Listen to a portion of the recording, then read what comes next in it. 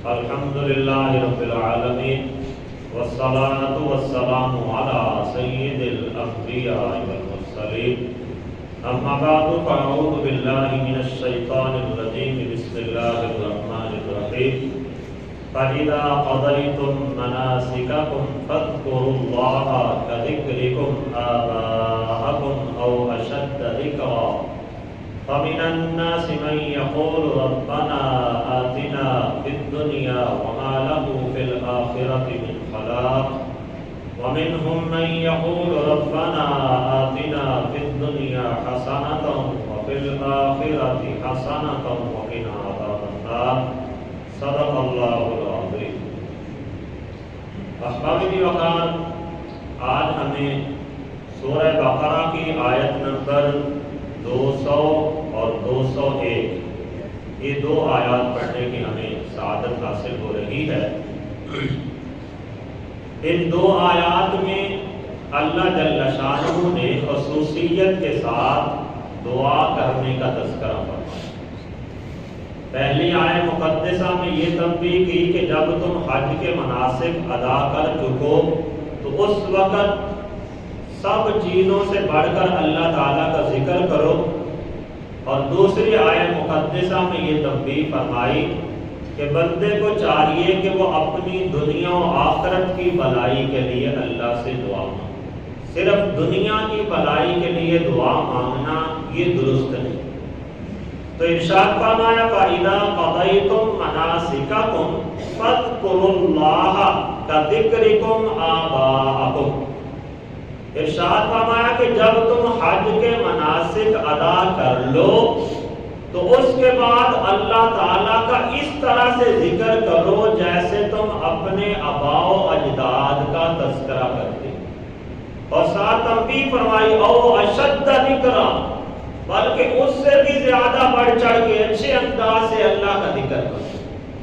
تو احباب وقار،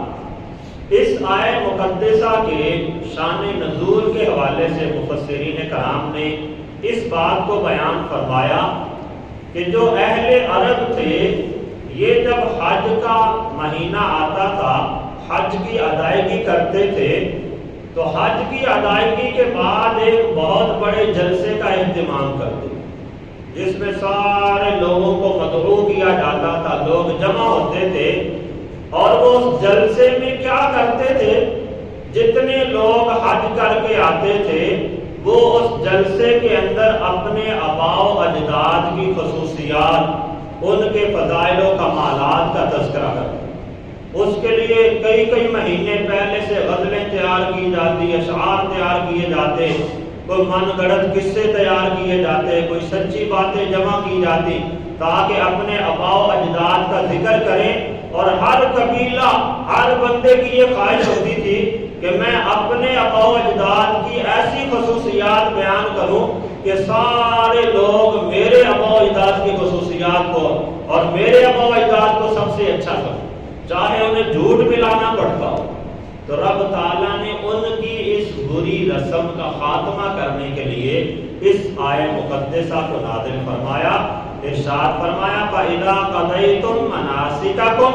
فَاذْكُرُوا اللَّهَ كَذِكْرِكُمْ آبَاءَكُمْ،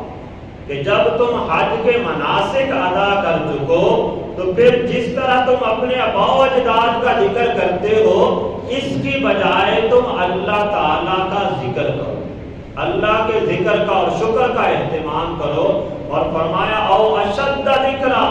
والدین سے کئی گنا بڑھ چڑھ کے، آباء و اجداد سے کئی گنا بڑھ چڑھ کے رب تعالیٰ کا ذکر کرو. تو احباب وقار، اس آیت مقدسہ کے تحت مفسرین کرام نے بیان کیا کہ وہ لوگ جو عام طور پہ اپنے آباء و اجداد کا ذکر کرتے تھے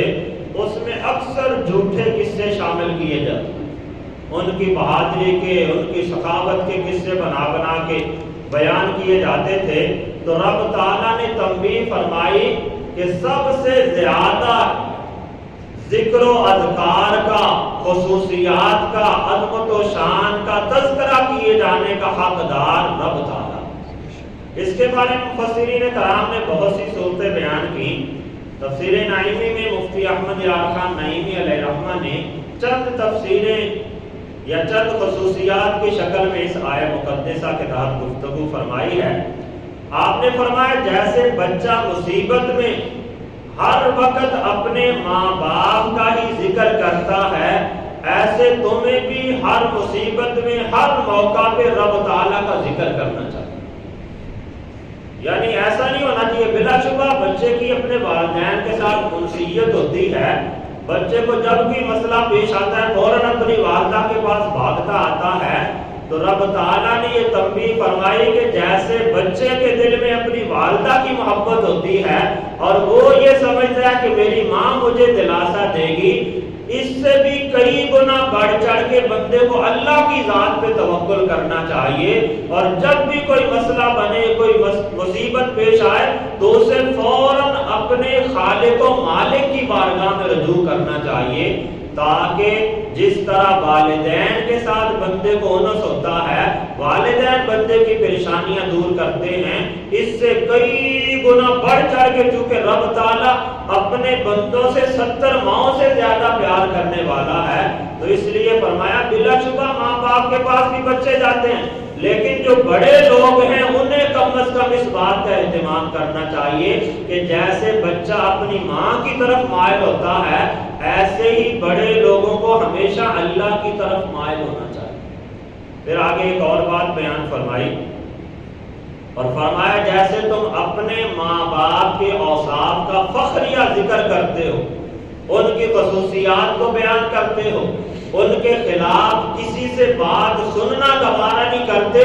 ایسے ہی تمہیں چاہیے کہ تم سب سے زیادہ بڑھ چڑھ کے رب تعالیٰ کی خصوصیات بیان کرو، اور اللہ کی شان کے لائق کسی کی زبان سے ایک جملہ بھی سننا گوارا نہ کرو جیسے تم اپنے ماں باپ کے خلاف کوئی بات نہیں سن سکتے۔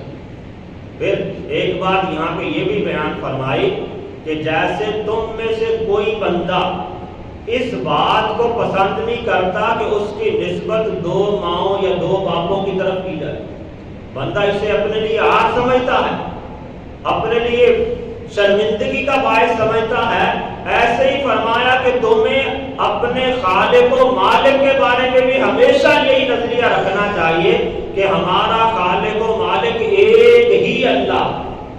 یعنی یہاں پہ دیگر معبودوں کی نفی کر دی کہ جیسے بندہ اس بات کو پسند نہیں کرتا کہ میرے نسب کے اندر کسی قسم کا تعان کیا جائے اور میرے آباء و اجداد میں کسی غیر کو شامل کیا جائے، ایسے ہی اللہ کی عبادات کرنے میں اور رب تعالیٰ کو معبود ماننے کے اندر اس بات کا بندے کو اہتمام کرنا چاہیے کہ ہمارا خالق و مالک ایک ہی اللہ ہے، کوئی اس کے ساتھ شریک نہیں۔ تو یہ اس انداز سے گفتگو فرمائی کہ رب تعالیٰ نے جو ارشاد فرمایا کہ تم جب حج کے مناسک ادا کر چکو تو جس طرح اپنے آباء و اجداد کا ذکر کرتے ہو اس سے بھی کئی گنا بڑھ چڑھ کے رب تعالیٰ کا ذکر۔ پھر یہاں پہ ایک بات اور بھی بیان کی کہ جب بندہ اپنے آباء و اجداد کا ذکر کرتا ہے تو اس کی 2 ہی صورتیں بن سکتی ہیں، یا تو کوئی جھوٹی من گڑت روایات گڑھ کے بیان کرے گا، یا پھر حقیقتاً جو سچی باتیں ہیں وہ گڑھ کے بیان کرے گا، جو سچی باتیں وہ بیان کرے گا۔ تو اگر جھوٹی منسوب کرے گا تو وہ بھی غلط ہے، کیونکہ جھوٹ تو ایسی بری چیز ہے کہ جس کے بارے میں رب تعالیٰ نے لعنت کا ارشاد فرمایا، لعنت اللہ علی الکاذبین۔ اور دوسرا فرمایا کہ اگر سچی تم باتیں بھی کرو تو تم جو باتیں بیان کرتے ہو یہ اپنی شیخی کا اظہار کرنے کے لیے، اپنے تکبر کا اظہار کرنے کے لیے کرتے ہو، اور یہ بھی اللہ کی بارگاہ میں بہت کبھی چیز ہے۔ اس لیے فرمایا کہ آباء و اجداد کا ذکر کرنے میں 2 صورتیں ہیں، یا تم جھوٹی روایات گڑھ کے بیان کرو گے یا سچی کرو گے، لیکن سچی کرو گے تو تمہارا وہاں پہ تکبر والا انداز ہوگا، تو یہ دونوں ہی صورتیں غلط ہیں۔ لیکن فرمایا کہ جب تم رب تعالیٰ کی تعریف کرو گے، رب تعالیٰ کی عظمت و شان بیان کرو گے تو اللہ کی جتنا بھی ذکر کیا جائے، جتنی بھی عظمت و شان بیان کی جائے وہ بھی کم ہے، اور اس پہ بندے کو اجر و ثواب ہی ملتا چلا جائے۔ تو بندے کو چاہیے کہ ہر وقت اپنی زبان کو اللہ کے ذکر سے تر۔ پھر آگے ارشاد فرمایا فَمِنَ النَّاسِ مَن يَقُولُ رَبَّنَا آتِنَا فِي الدُّنْيَا وما له فی الآخرۃ من خلاق۔ فرمایا کچھ لوگ ایسے ہیں کہ جو ہمیشہ دنیا کی بھلائی ہی مانگتے رہتے ہیں، کہتے رہتے ہیں ہمارے پروردگار ہمیں دنیا میں دے۔ تو فرمایا کہ جو بندہ صرف دنیا کی بھلائی مانگتا رہتا ہے وما له فی الآخرۃ من خلاق، آخرت میں اس بندے کے لیے کوئی حصہ نہیں۔ تو صرف دنیا کی بھلائی طلب کرنا، فقہائے کرام نے اس کے بارے میں فرمایا کہ یہ ایسی بری چیز ہے کہ اس کی وجہ سے بندے کا آخرت کا اجر و ثواب ختم ہو جاتا ہے۔ اس کے بارے میں ایک بات مفسرین کرام نے یہ بھی بیان فرمائی کہ رب تعالیٰ اس بات کو پسند ہی نہیں کرتا کہ بندہ اللہ کی بارگاہ میں دعا کرے اور صرف دنیا ہی مانگتا رہے۔ فرمایا جو اللہ کے دربار میں آتا ہے اگر وہ کم ہمت ہوتا ہے تو وہ مانگتے ہوئے خدا سے صرف دنیا ہی مانگتا ہے، اور فرمایا جو صرف دنیا ہی مانگتا ہے تو رب تعالیٰ اس کی دعا کو قبول کرے یا نہ کرے یہ تو رب تعالیٰ کی عظمت و شان ہے۔ رب تعالیٰ اسے نعمتیں عطا کرے یا نہ کرے یہ رب تعالیٰ کی مرضی ہے، لیکن فرمایا کہ جو دنیا مانگتا رہے گا اگرچہ دنیا میں اسے نہ بھی ملا تو آخرت سے وہ بندہ محروم ہو جائے۔ اس لیے ہمیں صرف دنیا کی بھلائی نہیں مانگنی چاہیے، ہمیں اللہ کی بارگاہ میں اپنی آخرت کی بھلائی بھی مانگنا چاہیے۔ اگر بندہ صرف آخرت کے بارے میں سوال کرتا رہے، بھلائی مانگتا رہے، یہ تو اچھی چیز ہے، لیکن اگر صرف دنیا کے بارے میں سوال کرے تو یہ اچھی چیز نہیں۔ اس کی وجہ سے بندہ آخرت کے ثواب سے محروم ہو جائے گا۔ بلکہ فرمایا کچھ لوگ ایسے ہیں جو اللہ کے برگزیدہ بندے ہیں، وہ جب اللہ سے مانگتے ہیں تو اس طرح سے مانگتے ہیں وَمِنْهُمْ مَنْ يَقُولُ رَبَّنَا آتِنَا فِي الدُّنْيَا حَسَنَةً وَفِي الْآخِرَةِ حَسَنَةً۔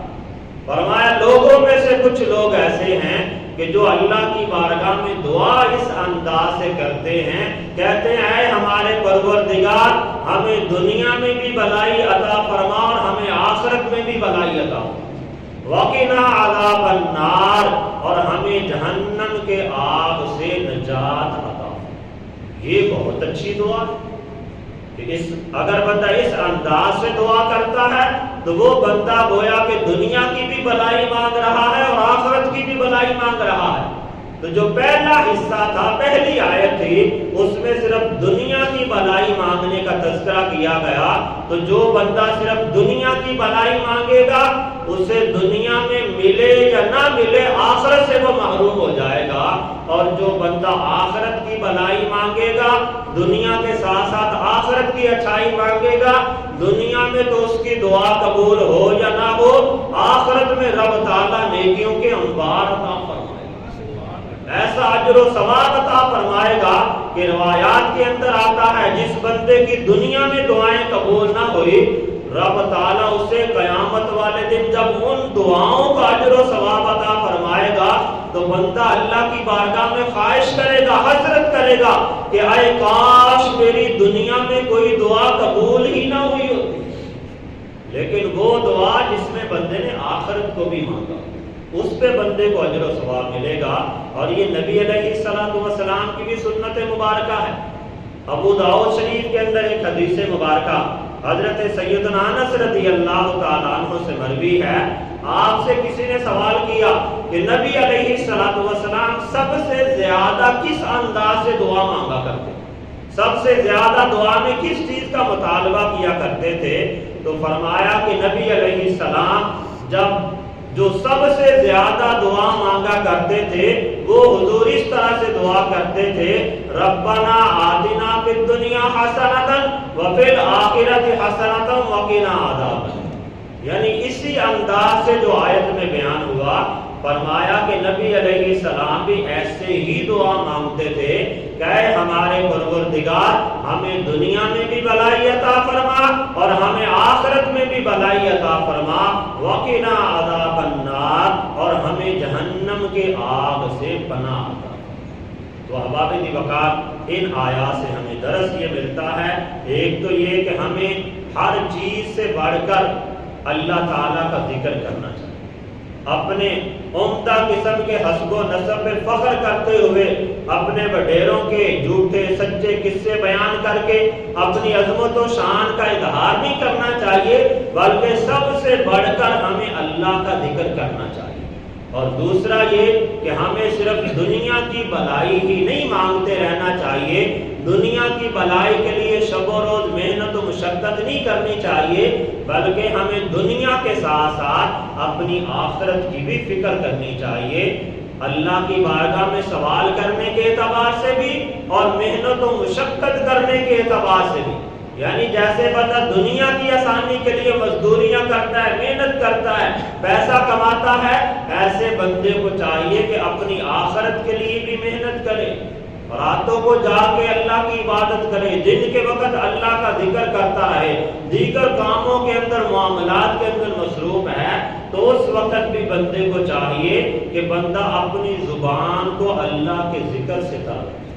جب اس طرح کی عادت بنائے گا اس کے دنیا کے کام بھی سنورتے چلے جائیں گے اور آخرت کے لیے اجر و ثواب بھی جمع ہوتا چلا جائے گا۔ اللہ تعالیٰ کی بارگاہ میں دعا ہے کہ اللہ تعالیٰ ہم سب کو عمل کرنے کی